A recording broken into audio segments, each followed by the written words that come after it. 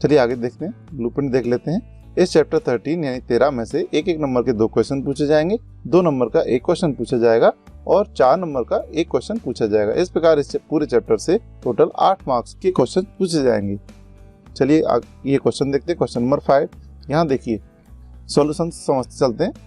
ये देखिए दिया है गिवन, क्या क्या दिया है देखिए। ए माना है यहाँ पे लेंथ यानी लंबाई। ए कितना 1.5 मीटर। बी कितना है 1.25 मीटर। देखिए सी कितना है यानी ब्रेथ हो गया 1.25 मीटर और ऊंचाई यानी कितना हो गया 65 सेंटीमीटर। अब हमें अच्छे से याद रखना है यहाँ पे। ये देखिए ये मीटर में दिया है लेंथ और ब्रेथ यानी चौड़ाई कितनी दी है ये भी मीटर में है। और देखिए थर्ड साइड है जो ऊंचाई बोलते हैं या गहराई, वो किस में दी है देखिए सेंटीमीटर में दी है। तो ये तीनों यूनिट इकाई हमेशा एक जैसी रहना चाहिए। दूसरी चीज देखिए यहाँ पर वर्ग मीटर जो रेट दी है 20 रुपये, 1 वर्ग मीटर सीट की रेट दी है कितनी 20 रुपीज। तो यहाँ पर वर्ग मीटर है यानी स्क्वायर मीटर है, तो यहाँ पे हमें मीटर की रेट दी है तो मीटर में ही आंसर निकालना पड़ेगा। तो इन तीनों को मीटर में होना चाहिए, तो इसलिए हम जो 65 सेंटीमीटर को हम मीटर में चेंज करेंगे। देखिए जब भी सेंटीमीटर को मीटर में चेंज करते हैं तो 100 से डिवाइड कर देते हैं, 100 से भाग दे देते हैं। अब देखिए इसका ये आ जाएगा आंसर। अब देखिए किसी भी संख्या के पीछे हमेशा पॉइंट लास्ट में मानते हैं। अब देखिए जब भी 10, 100, 1000 वाली संख्या से भाग देते हैं तो हमेशा ये दशमलव बाईं ओर जाता है। ये इधर कितने कदम जाएगा जितनी उसमें जीरो होंगी। तो देखिए एक यहाँ पे और एक यहाँ पे, तो यहाँ आ जाएगा ये पॉइंट अब 100 से डिवाइड करने के बाद। और ये अकेला लिखते नहीं है पॉइंट को, तो इसलिए आगे क्या लगा देंगे 0 आ जाएगी। तो ये चीज कन्वर्ट होकर इसमें आ जाएगी। तो इस प्रकार जो थर्ड सी थी ऊंचाई यानी गहराई भी बोलते हैं इसे डेप्थ, तो कितना हो गया इसमें 0.65 मीटर। अब आइए डायग्राम समझते हैं। तो एक जो डिब्बा होगा वो घनाभ के आकार होगा, क्यूबिकल शेप का होगा। देखिए इसमें ये नीचे वाला फलक रहता है यानी फेस रहता है। ये देखिए साइड वाला एक ये रहता है, साइड वाला ये भी सेम रहते हैं, एक ऊपर रहता है और एक नीचे रहता है। देखिए इसकी लेंथ कितनी दी है a = 1.5 मीटर, चौड़ाई कितनी दी है ब्रेथ कितनी दी है 1.25 मीटर, ऊंचाई यानी गहराई, इसे ऊंचाई भी बोलते हैं। नीचे से देखेंगे तो ऊंचाई का काम करती है यानी हाइट का काम करती है, जब ऊपर खड़े होकर देखेंगे तो यही डेप्थ यानी गहराई का काम करेगी। तो ये कितना हो गया 0.65 मीटर। अब देखिए घनाभ का संपूर्ण पृष्ठ निकालेंगे इसमें, तो इसका ये फॉर्मूला होता है। देखिए इसमें डिब्बा बनाने के लिए आवश्यक प्लास्टिक शीट का क्षेत्रफल, तो जो डिब्बा बनाने के लिए जितना इसका एरिया होगा, जितने इसके टोटल सरफेस एरिया होगा उतना ही इसमें क्या लगेगा प्लास्टिक शीट लगेगी। तो हम समझ गए कितनी प्लास्टिक शीट लगेगी जितना इसका संपूर्ण पृष्ठ आएगा। तो इसलिए हमें यहाँ पर घनाभ का संपूर्ण पृष्ठ निकाल रहे हैं। तीसरी चीज, ये प्लास्टिक का जो डिब्बा है इसे ऊपर से खुला रखना है, तो ऊपर वाला जो ढक्कन है यहाँ पर प्लास्टिक शीट नहीं लगेगी। तो हम टोटल सरफेस एरिया निकाल लेंगे। इसका मतलब है इसमें 6 फलक होते हैं। देखिए 6 फलक अगर आप देखें इसमें, देखिए कौन कौन से जाएंगे, एक ये सामने वाला, इसके पीछे वाला 2 हो गए, फिर ये लेफ्ट साइड वाला और राइट साइड वाला 4 हो गए, फिर देखते हैं ऊपर वाला और एक नीचे वाला। इस प्रकार 6 फलक हो गए हैं, 6 फेसेस हो गए हैं इसके। तो 6 फेसेस का टोटल ये इस फॉर्मूले से आता है घनाभ का संपूर्ण पृष्ठ। इसमें से हम एक फेस को घटा देंगे क्योंकि इसे ऊपर से खुला रखना है। तो आइए इसको पता करते हैं, यानी कि इसे कहते हैं total surface area of cuboid. अब देखिए यहाँ सारी वैल्यू हम रखते चलेंगे। ये देखिए a की वैल्यू 1.25, b की वैल्यू ये रही, फिर प्लस का साइन, फिर b की वैल्यू, फिर किसकी c की वैल्यू रख दी है, फिर देखिए फिर c की वैल्यू और फिर a की वैल्यू। इस प्रकार ये ऊपर दी गई वैल्यू यानी मानों को हमने इस फॉर्मूले में रख दिया है। देखिए 2 अपनी जगह पे, इन दोनों का मल्टीप्लाई करेंगे तो इतना आ जाएगा, फिर प्लस का साइन, फिर इन दोनों का मल्टीप्लाई करेंगे तो इतना आ जाएगा, फिर ये प्लस का साइन, इन दोनों का मल्टीप्लाई करेंगे तो यानी गुणा करेंगे तो इतना आ जाएगा। तो देखिए 2 अपनी जगह पे, इन तीनों को जब ऐड कर देंगे तो इतना आ जाएगा, इसका गुणा इसमें करेंगे यानी मल्टीप्लाई करेंगे तो इतना आ जाएगा। तो ये मीटर स्क्वायर में आएगा क्योंकि सभी लंबाई चौड़ाई ऊंचाई को हमने मीटर में चेंज कर लिया है। इसका मतलब जो इसका संपूर्ण पृष्ठ आएगा यानी एरिया आएगा यानी क्षेत्रफल आएगा वो मीटर स्क्वायर में ही आएगा। तो हमारा घनाभ का संपूर्ण पृष्ठ आ गया है। अब देखिए आप ध्यान दीजिए इसमें, घनाभ का संपूर्ण पृष्ठ है। तो इसमें जो पृष्ठ होते हैं तो सरफेस एरिया जो रहते हैं वो 6 टाइप के रहते हैं। अब मैंने आपको बताया था कौन कौन से। देखिए, एक ये सामने वाला, फिर इसके पीछे वाला 2 हो गए, एक लेफ्ट वाला, एक राइट वाला 4 हो गए, एक ऊपर की छत, अगर कमरे को लें, अगर इसे कमरा माने तो एक ऊपर की छत और एक नीचे का जो फर्श है। तो इस प्रकार टोटल 6 सरफेस एरिया होते हैं इसमें। तो 6 का एरिया आ गया है। पर यहाँ देखिए, ये इसे ऊपर से खुला रखना है, तो इसलिए हम क्या करेंगे, देखिए इसे ऊपर से खुला रखना है, यानी इस जो प्लास्टिक सीट है वो यहाँ पे ऊपर नहीं लगेगी। तो इसे हटा देंगे। एक बार फिर से देखेंगे, ये देखिए ऊपर उन्होंने कहा है इसे ऊपर से खुला रखना है, तो ये ऊपर की जो प्लास्टिक सीट लगेगी वो हम हटा देंगे। ये देखिए हटा देंगे। तो हमें ये ऊपर की प्लास्टिक सीट का अलग से क्षेत्रफल निकाल के इस टोटल सरफेस एरिया में से घटा देना है, तो ये ऊपर से खुला वाले बॉक्स का क्षेत्रफल आ जाएगा। तो देखिए घनाभ के ऊपरी फलक का क्षेत्रफल जो अभी हमने ऊपर से हटा दिया है उसका क्षेत्रफल निकालेंगे। अब देखिए, ऊपर से खुला रखने के लिए जो ऊपर का जो फलक हटाया है उसका क्षेत्रफल निकालेंगे, तो उसका फॉर्मूला हो जाएगा लंबाई गुणा चौड़ाई। देखिए इसकी लंबाई कितनी है, ये a है तो इसकी भी लंबाई कितनी होगी a। इसकी चौड़ाई देखिए b है तो इसकी भी चौड़ाई कितनी होगी b। इसलिए यहाँ पर क्या फॉर्मूला बन गया है, ऊपर वाले फलक का क्षेत्रफल के लिए लंबाई गुणा चौड़ाई, लेंथ इनटू ब्रेथ। इसको क्या हो जाएगा, a और b। ये क्या, area of top face of the cuboid. तो a की वैल्यू देखिए 1.25, b की वैल्यू 1. तो देखिए a की वैल्यू कितनी है 1.5, b की वैल्यू 1.25। इन दोनों का मल्टीप्लाई करेंगे तो इतना आ जाएगा, यह आ जाएगा मीटर स्क्वायर में। तो देखिए अब ऊपर से खुला रखने के बाद जो प्लास्टिक सीट लगेगी वो क्या होगा, इस टोटल सरफेस एरिया में से हम इस वाले ऊपरी फलक को घटा देंगे, क्योंकि उन्होंने कहा है कि ऊपर से खुला रखना है। तो ये ऊपर जो सीट हटेगी उसका एरिया ये है, तो ये इसमें से घटा देंगे, सब्ट्रैक्ट कर देंगे, तो रिक्वायर्ड प्लास्टिक सीट आ जाएगी। अतः अभीष्ट प्लास्टिक सीट का क्षेत्रफल कैसे आ जाएगा, ये टोटल सरफेस एरिया में से ये सीट हटाई गई है उसका एरिया घटा देंगे। Hence the area of the required plastic sheet is, देखिए इन दोनों को जब घटा देंगे तो इतना आ जाएगा, वही मीटर स्क्वायर में आएगा। अब देखिए 5.45 मीटर स्क्वायर सीट इसमें लगेगी ऊपर का हिस्सा खुला रखते हुए एक प्लास्टिक का डिब्बा बनाने में। तो उसकी रेट कितनी दी है, देखिए 1 वर्ग मीटर 1 स्क्वायर मीटर की रेट दी है 20 रुपये। तो 5.45 मीटर स्क्वायर की कितनी होगी, सीधा हमें 20 रुपीज़ का इसमें गुणा कर देना है, मल्टीप्लाई कर देंगे। अतः अभीष्ट प्लास्टिक सीट का मूल्य कितना आ जाएगा, देखिए 5.45 मीटर स्क्वायर में इसका गुणा कर देंगे 20 रुपीज़ का। तो इसलिए क्या आ जाएगा इसका, hence the required value of plastic sheet is equal to 109 rupees, यानी 109 रुपये। यही इसके क्वेश्चन का आंसर है। चलिए अगला क्वेश्चन देखते हैं, क्वेश्चन नंबर 6। एक कमरे की लंबाई, चौड़ाई, ऊंचाई तीनों दी हैं, यानी ए बी सी तीनों दिया है। हम जानते हैं जो कमरा होता है वो घनाभ के आकार का होता है, यानी कि ये क्यूबॉइड होता है। ये देखिए 1 वर्ग मीटर यानी 1 मीटर स्क्वायर की रेट दी है 7.5 रुपये दी गई है। अब उस कमरे की चारों दीवारों को पोतना है, यानी सफेद भी करना है और छत को पोतना है, फर्श को नहीं पोतना है। तो देखिए हर इसका सॉल्यूशन देखते हैं। दिया है यानी गिवन, क्या क्या दिया है, ए बराबर देखिए 5 दिया है, यानी लेंथ कितनी दी है 5 मीटर, ब्रेथ कितनी दी है यानी चौड़ाई कितनी दी है 4 मीटर, सी कितना दिया है 3 मीटर यानी ऊंचाई या गहराई।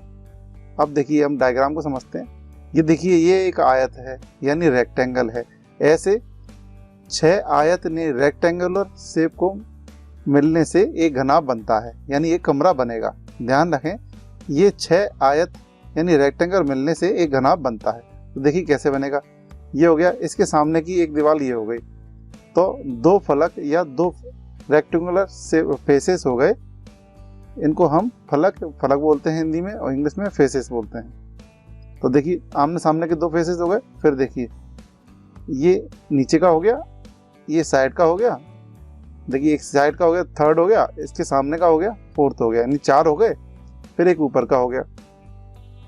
तो इस प्रकार एक ऊपर का एक नीचे का, इस प्रकार ये 6 फेसेस रहते हैं, जिसमें हम अगर कमरे का एग्जांपल लें तो 4 दीवारें रहती हैं। देखिए 1 2 3 और ये 4, और एक ऊपर और नीचे। तो इस प्रकार 6 फेसेस से मिलकर ये बनता है, जो कि प्रत्येक फेसेस यानी कि जो फलक होता है वो आयत होता है। तो देखिए इसकी लेंथ कितनी दी है, लंबाई 5 मीटर, ये ए बराबर लिख दिया है। ये चौड़ाई होती है, ब्रेथ होती है 4 मीटर है, और ये ऊंचाई है जो सी इक्वल टू 3 मीटर दिया है। तो देखिए घनाभ का संपूर्ण पृष्ठ निकालेंगे हम। ये उसका फॉर्मूला होता है 2AB + BC + CA, ये होता है इसका, यानी total surface area of cuboid.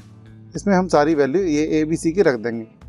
देखिए A बराबर कितना 5 है तो 5 लिख दिया है, B बराबर 4 तो 4 लिख दिया है, प्लस का साइन, फिर B = 4 है तो 4 लिख दिया है, C = 3 है तो 3 लिख दिया है, फिर प्लस का साइन, C की वैल्यू कितनी है 3 तो 3 लिख दिया है, A की वैल्यू कितनी है 5, देखिए A की वैल्यू 5। इसको आगे सॉल्व कर देंगे। ये देखिए अभी ब्रैकेट के अंदर मल्टीप्लाई करेंगे, 5 का इंटू 4 में करेंगे, यानी 5 चौक 20 हो जाएगा, 4 तिया 12 हो जाएगा, 4 3 12, 3 5 जा 15, यानी कि 3 पंजे 15 हो जाएगा। ये तीनों संख्याएं ऐड हो रही हैं यानी जुड़ रही हैं, तो कितना आ जाएगा 47 हो जाएगा। ये 2 एज इट इज चलता रहेगा बाहर। अब इसका मल्टीप्लाई करेंगे तो 94 मीटर स्क्वायर आ जाएगा। मीटर स्क्वायर इसलिए लगाया क्योंकि जब भी हम क्षेत्रफल निकालते हैं, संपूर्ण पृष्ठ का मतलब क्षेत्रफल यानी कि एरिया, तो उसे मीटर स्क्वायर से ही डिनोट करते हैं, क्योंकि सभी राशियाँ इसमें मीटर में हैं, इसलिए यहाँ मीटर स्क्वायर ही आएगा। अब देखिए आगे क्या करना है। घनाभ का संपूर्ण पृष्ठ, संपूर्ण पृष्ठ का मतलब है इसमें जो 6 की 6 रेक्टेंगुलर फेसेस हैं। देखिए संपूर्ण पृष्ठ का मतलब होता है इसमें 6 फलक शामिल हैं, यानी 6 की 6 फलक रेक्टेंगुलर शेप्स यानी आयताकार, सभी 6 की 6 फलक शामिल हैं, उनका एरिया यानी क्षेत्रफल शामिल है। अब देखिए चूंकि छत पर सफेदी करनी है और चारों दीवारों को करना है, यानी कि जो अपना फर्श है जमीन का उसे हमें नहीं पोतना है, तो उसका एरिया अलग निकाल के इस 6 के 6 फलकों के एरिया में से घटा देंगे, तो हमारा जो एरिया चाहा गया है यानी कि जो सब पोतना है यानी चारों दीवारें और ऊपर छत, तो उतना एरिया हमारा आ जाएगा। तो आइए इसका अब नीचे का जो फलक है फेस है उसका एरिया निकालेंगे, क्षेत्रफल निकालेंगे। हम जानते हैं जो नीचे का जो फलक है वो आयत के आकार का होता है, इसलिए घनाभ के फर्श का क्षेत्रफल, घनाभ के फर्श का मतलब है आयत का क्षेत्रफल यानी रेक्टेंगल का एरिया। तो उसका होता है लंबाई इंटू चौड़ाई यानी लंबाई गुणा चौड़ाई। तो लंबाई कितनी मानी A और चौड़ाई कितनी है B, तो AB हो जाएगा इसका फॉर्मूला, यानी कि area of floor of the cuboid. तो A = 5 है, B = कितना है 4, तो यहाँ कितना आ गया 20 मीटर स्क्वायर। अब देखिए ये घनाभ का संपूर्ण पृष्ठ का मतलब 6 की 6 फलकों का क्षेत्रफल है, और ये नीचे वाले फलक का है। अब चूंकि नीचे वाला फलक को हमें नहीं पोतना है, ये लिखा है चारों दीवारों को पोतना है और छत को पोतना है, तो हमें 5 हिस्सों का एरिया चाहिए।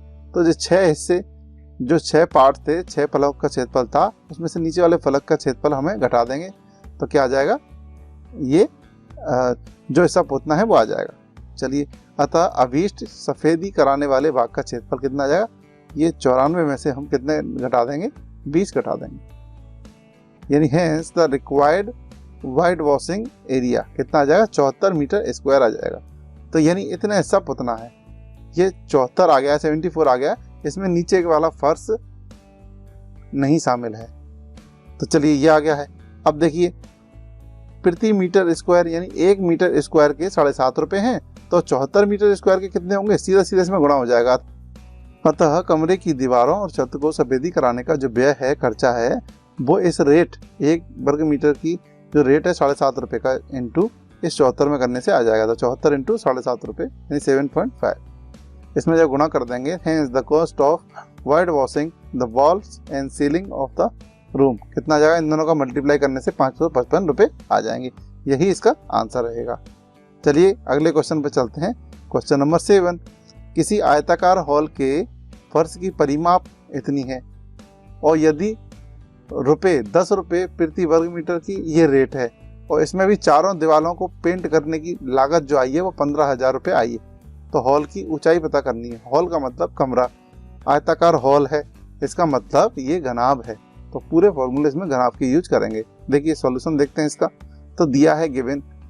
अब देखिए ये हम बना लेते हैं, वही घनाभ यानी कमरा बना लिया है, ये 6 फेसेस होते हैं। हॉल की चारों दीवारों का क्षेत्रफल, अब देखिए इसमें देखिए ये भी रुपए हैं, ये 10 रुपये हैं और ये 15,000 रुपये हैं। मान लीजिए चारों दीवारों को जब पोता उन्होंने, चारों दीवारों को जब पेंट किया तो उनके टोटल 15,000 रुपये खर्च हुए।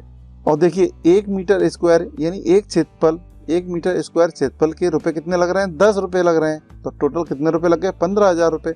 तो जब 15 जो टोटल रुपए में हम जो रेट है उसका भाग दे देंगे तो चारों दीवारों का क्षेत्रफल आ जाएगा। तो हॉल की चारों दीवारों का क्षेत्रफल, area of 4 walls of hall, ये आ जाएगा। तो देखिए area of 4 walls of the hall कितना आ जाएगा, इससे जब कट कर देंगे ये देखिए 1 0 से 1 0 कैंसिल हो जाएगी, तो 1500 मीटर स्क्वायर इसका एरिया आ जाएगा, क्षेत्रफल आ जाएगा। ये रुपए में रुपए से भाग देने से, देखिए इस रुपए में इस रुपए से भाग देने से हमें चारों दीवारों का एरिया मिल गया है। अब देखिए हॉल की चारों दीवारों का क्षेत्रफल, एक फॉर्मूला आपको याद करना है अलग से, इससे सवाल आपको जल्दी हो जाएगा। आयत या फर्श की परिमाप गुणा ऊंचाई, ये चारों दीवारों के क्षेत्रफल निकालने के लिए एक डायरेक्ट सूत्र होता है, इसे आप याद कर लीजिएगा। यानी कि area of the 4 walls of the hall क्या होगा, perimeter of rectangle into height. ये आपको फॉर्मूला याद करना है, इसे हम डायरेक्ट यूज करेंगे यहाँ पे। देखिए area of the 4 walls of the hall, ये देखिए अगर यहाँ पे देखिए लंबाई चौड़ाई ऊंचाई दी रहती तो इस रूप में लगाते, क्योंकि आयत के फर्श की परिमाप क्या होता है 2 ब्रैकेट में a + b, तो इसका उपयोग हम नहीं करेंगे, इस वाले का उपयोग नहीं करेंगे। क्यों नहीं करेंगे, इसमें लंबाई चौड़ाई नहीं दी गई है, तो इसलिए ये मैंने आपसे कहा था, आप ये याद रखें। तो आयत की परिमाप देखिए ये दी है 250 मीटर, फर्श की परिमाप, फर्श क्या होता है आयत, तो आयत की परिमाप 250 दी है, तो यहाँ पर 250 लिख देंगे, यानी 250 लिख देंगे। और ऊंचाई हमें निकालना है, और देखिए चारों दीवारों का क्षेत्रफल कितना आ गया है, 1500 रुपये आ गया, तो यहाँ पे 1500 लिख देंगे, यहाँ पे 250 लिख देंगे, और एच ये हमें निकालना है। तो हमारा क्वेश्चन हो जाएगा इस फॉर्मूले, ये ए बी और एच के रूप में फॉर्मूला लगाने की जरूरत नहीं है। चलिए तो देखिए ये हॉल की चारों दीवारों का क्षेत्रफल हमने निकाल चुके हैं 1500, तो यहाँ पे 1500 लिख देंगे। ये देखिए आयत की परिमाप होती है, तो यहाँ से यहाँ तक पूरी परिमाप दी है 250। देखिए फर्श की परिमाप कितनी है 250 मीटर, या यहाँ से देख लीजिए आयत की परिमाप या फर्श की परिमाप कितनी लिख दी हमने, डायरेक्ट 250 लिख दी। इस वाले फॉर्मूले को आप नहीं लिखना तो मत लिखिए, इनटू गुणा एच, ऊंचाई को हमने क्या मान लिया एच। अब यहाँ से हम देखिए एच की वैल्यू निकाल लेंगे, एच को जब अकेला करेंगे तो ये 250 नीचे पहुँच जाएंगे, और देखिए इसको जब कट करेंगे, इसको सीधा कर लिया, एच को इस तरफ लिख देंगे और 1500 बटे 250 इधर लिख देंगे। जब इससे कट करेंगे तो 6 टाइम में ये कट जाएगा, 250 से 1500 को जब काटेंगे तो 6 बार में कट जाएगा। इसका मतलब एच इक्वल टू कितना आ गया, 6 मीटर आ गया, यानी कि एक हॉल की जो ऊंचाई है, हाइट है, वो कितनी आ गई, 6 मीटर आ गई। अतः हॉल की ऊंचाई 6 मीटर है, hence the height of the hall is 6 metre. इस प्रकार ये क्वेश्चन हो गया है। चलिए अगला क्वेश्चन देखते हैं, क्वेश्चन नंबर 8। देखिए ऊंचाई दी गई है, एक लंबवृत्तीय बेलन है, एक बेलन की बात हो रही है, यानी सिलेंडर की बात हो रही है, उसका वक्र पृष्ठ दिया गया है 88। वक्र पृष्ठ का मतलब कर्व सरफेस एरिया, तो बेलन का आधार का व्यास निकालना है। तो देखिए सॉल्यूशन देखते हैं, दिया है गिवन। अब देखिए बेलन समझते हैं हम, बेलन ये एक पैरेलल, ये देखिए ये पैरेलल लाइन के बीच ये 2 सर्कल रहते हैं, इसे हम बेलन का फिगर कहते हैं।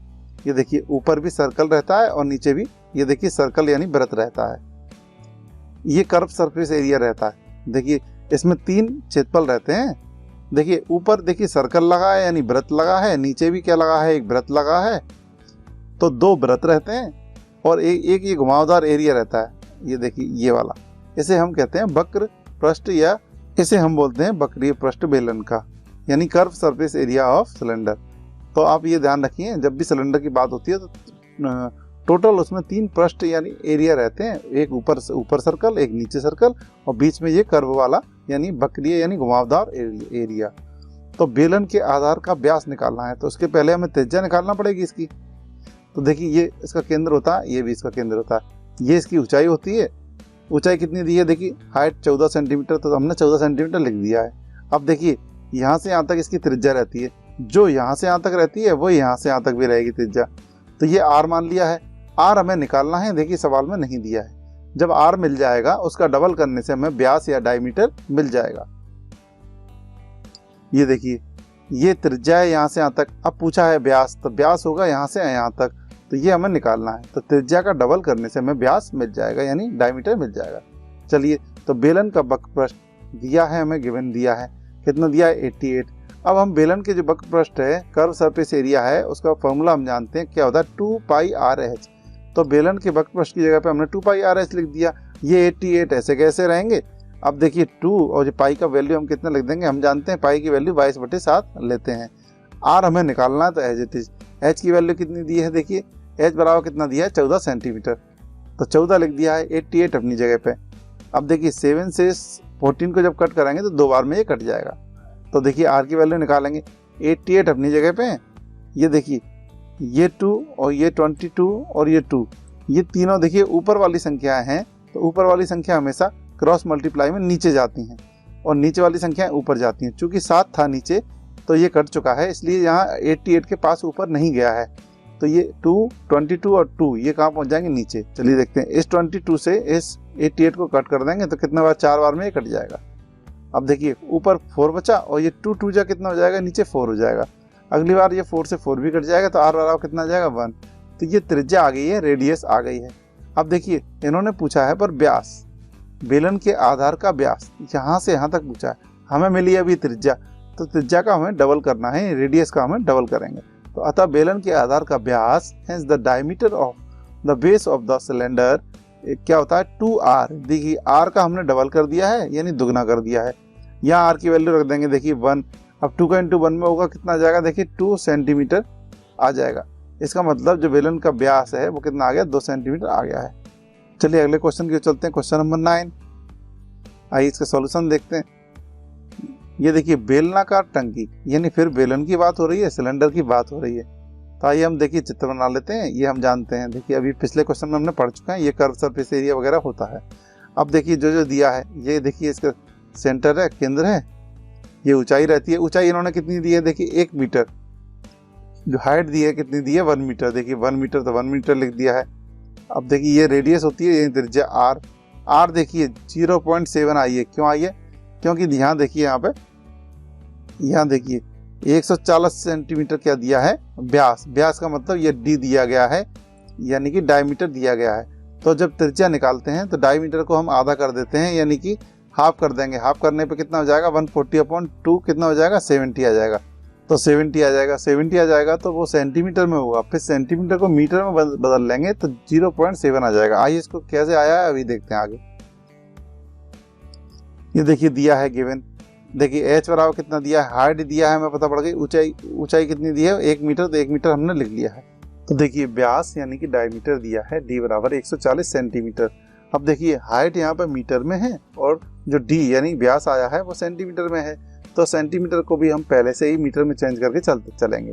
तो देखिए 140 को जब सेंटीमीटर से मीटर में चेंज करेंगे तो 100 से भाग दे देते हैं, तो हमने भाग दे दिया है। अब देखिए यहाँ पे यह आ जाएगा 1.4 मीटर। कैसे आया, देखिए 0 से 0 कैंसिल हो गई। अब जो दशमलव मानते हैं वो एंड पे मानते हैं यहाँ पे। अब इस 10 की वजह से ये दशमलव थी वो यहाँ से यहाँ आ जाएगी, तो 1.4 हो गया मीटर। तो ये आ गया। देखिए अभी d आया है, अभी r नहीं आया है, तो r निकालेंगे। देखिए त्रिज्या यानी रेडियस निकालेंगे, तो रेडियस निकालने का फॉर्मूला होता है जो व्यास है, जो d है उसका आधा कर दें, तो d/2 हो गया है। अब d की वैल्यू कितनी आई है, 1.4, नीचे 2 एज इट इज। अब देखिए 1.4 को जब आधा करेंगे तो 0.7 आ जाएगा ये मीटर में, तो ये r बराबर कितना आ गया, 0.7 मीटर आ गया है। अब देखिए बेलन का हम संपूर्ण पृष्ठ निकालेंगे, total surface area of cylinder. तो इसका जो फॉर्मूला होता है टोटल सरफेस एरिया का, वो होता है 2πr ब्रैकेट में r+h। यहाँ हम इन दोनों सारी वैल्यूओं को रख देंगे, यहाँ हम सारी वैल्यू रख देंगे। 2 एज इट इज रहेगा, पाई की वैल्यू कितनी है, 22/7 होती है, मानते हैं। r की वैल्यू कितनी है, देखिए 0.7 रख दिए, फिर ब्रैकेट के अंदर r 0.7, फिर प्लस का साइन, और फिर देखिए h की वैल्यू कितनी है, 1, तो 1 लिख दिया है। अब देखिए यहाँ पे तो 0.7 और 1 को जोड़ने से 1.7 आ गया है। अब देखिए आगे, यहाँ देखिए 0.7 और 1 को जोड़ने से 1.7 आ गया है। अब देखिए यहाँ ये देखिए इस 7 से हम 0.7 को काट देंगे, ये देखिए इसको काट देंगे तो 7 से इस 7 को काटेंगे तो यहाँ पे आ जाएगा 0.1। तो अब देखिए अब नीचे तो कुछ बचेगा नहीं क्योंकि ये 7 कट गया है, तो 2 बचेगा, ऊपर 22 बचेगा, 0.1 बचेगा और 1.7 बचेगा। तो वो जो ऊपर बचा है वो सब लिख दिया। जब इन सबको मल्टीप्लाई कर देंगे तो ये आ जाएगा 7.48 मीटर स्क्वायर।